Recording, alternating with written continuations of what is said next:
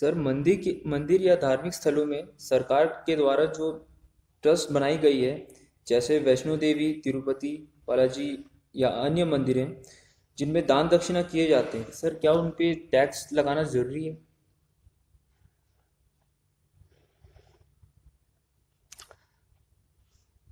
बिल्कुल भी जरूरी नहीं है। और यही नहीं, कहीं भी किसी भी धार्मिक केंद्र में ट्रस्ट, जो एक भरोसा, ट्रस्ट मतलब भरोसा, ट्रस्ट पे टैक्स मतलब ट्रस्ट पे संदेह हो रहा है आपको। ट्रस्ट पे सीमाएं न कर, दोनों ही जरूरी नहीं है। जो व्यापार की दृष्टि से सरकार को देखते हैं कि सारा पैसा हमारे पास आ जाना चाहिए, तो उनको जहां भी पैसा दिखाई देता गिद्ध की तरह नजर उस पर पड़ जाती कि यार यहां से खींच लो। फिर कुछ गणतज्ञ आ जाएंगे, नहीं नहीं टैक्स आ रहा, काम क्या कर रहे हैं वो? तो बोले काम करने दो। नहीं नहीं, काम तो हम करते हैं, पैसा उनके पास क्यों? तो उनको और पैसा आए और वो और काम करें, इस बात की जरूरत है, ना कि वो पैसा छीन लो और काम तो छीन ही चुके हो। तुम दुनिया में जितने धार्मिक स्थल देखोगे, उस जगह के लोगों की दशा बता सकते हो धार्मिक स्थल देख के। अगर मस्जिदें टूटी हुई हैं, मंदिर टूटे हुए हैं, तो उस इलाके में रहने वाले हिंदू मुसलमानों की हालत खराब होगी। अगर चर्च अच्छे हैं तो क्रिश्चियनों की हालत ठीक होगी। गुरुद्वारे अच्छे हैं तो सरदारों की हालत ठीक होगी। तो दुनिया में तुम जिस भी धार्मिक स्थल को देखोगे, उस धर्म या उस समुदाय के लोगों की माली हालत आप बता सकते हो।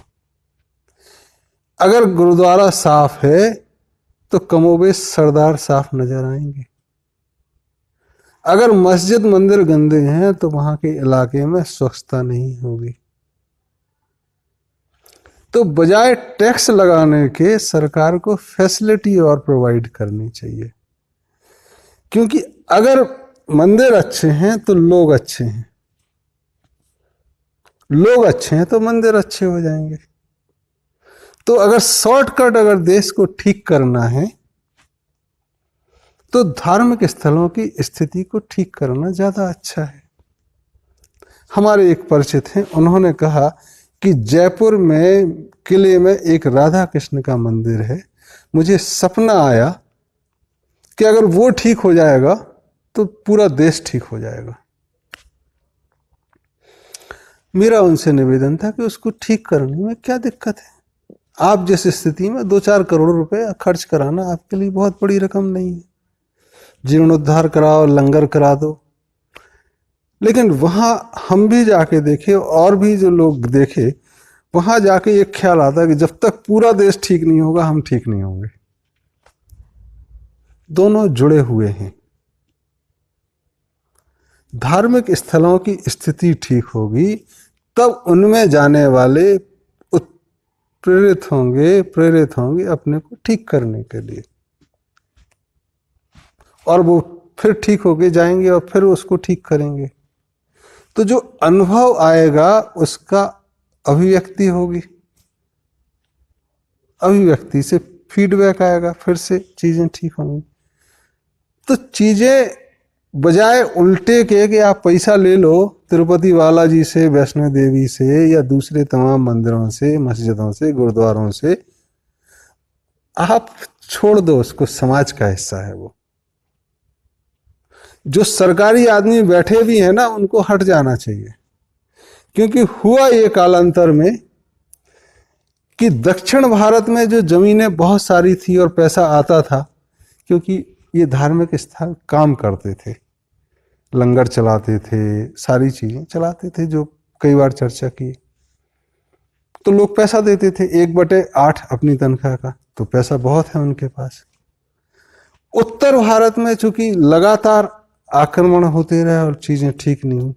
इसलिए वो चीजें जो थी जमीन, वो वहीं के लोगों ने, स्थानीय लोगों ने दबा ली, या जो पूजा कर रहा वो सोचने लगा कि मेरी ही हो गई। जैसे एक जगह 365 एकड़ जमीन थी मंदिर के पास, अब मंदिर के पास 1 एकड़ भी नहीं है, जितने में मंदिर खड़ा है वही है।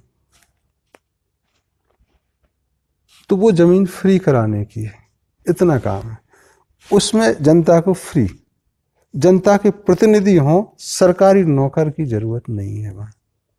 चाहे वो कलेक्टर हो, सेक्रेटरी हो, प्रिंसिपल हो स्कूल कॉलेज का, पुलिस अधिकारी, किसी की भी जरूरत नहीं। चुने हुए अधिकारी और एक नए नगर प्रबंधन की कमेटी बने जिसमें बुजुर्ग लोग हों।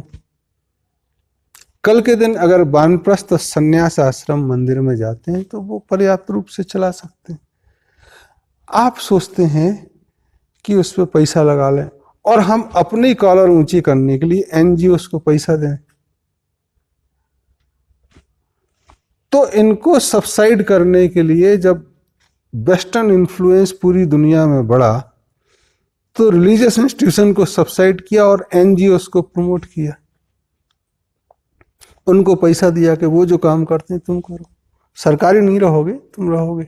तो भारत में 5 लाख एनजीओ हैं और 20 लाख गांव हैं, लेकिन जब भी कोई प्राकृतिक आपदा होती है एनजीओ नजर नहीं आते। नजर आते हैं तो मंदिर, मस्जिद, गुरुद्वारे, चर्च, क्योंकि आस्था उनमें ज्यादा है। तो एनजीओ का पैसा बंद करना है, एनजीओ बंद करने, और एनजीओ के आड़ में बहुत सारी विदेशी बड़ी बड़ी संस्थाएं जो पैसा देने के नाम पे पैसा लूट के ले जाती हैं, मॉनिटर करती हैं आपको। आपका एक इंस्टीट्यूशन खड़ा रह करेंगे और फिर उसमें से पैसा हर साल लेते जाएंगे, और बहुत बड़ी बड़ी, कई लोग फ्री देने के नाम पे पोलियो की दवाई हर साल पिलाए जाएंगे। कितने लोग खराब हो रहे हैं पता नहीं। 2 बार पिलानी चाहिए, ज्यादा बार पिलाओगे अपंग हो जाएगा, लकवा मार जाएगा। उसका कोई आंकड़ा नहीं है, क्योंकि गरीब की आवाज कोई सुनता नहीं है, वो आंकड़े दिखते नहीं है। तो ये एनजीओस बंद करने हैं और फॉरेन फंडिंग टू एनजीओस बंद करने, इनफ्लो आउटफ्लो दोनों, वहां जाए ना और वहां से आए नहीं।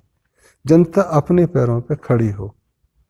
अगर कम है थोड़ा टाइम लगेगा, भगवान ने धरती बहुत दी है, सूरज की रोशनी आ रही, पानी है, चीजें ठीक हो जाएंगी। तो इससे सरकारी नियंत्रण हटना है, और धर्म को भी सरकार पे जबरदस्ती अपनी दादागिरी दिखाने की जरूरत नहीं है।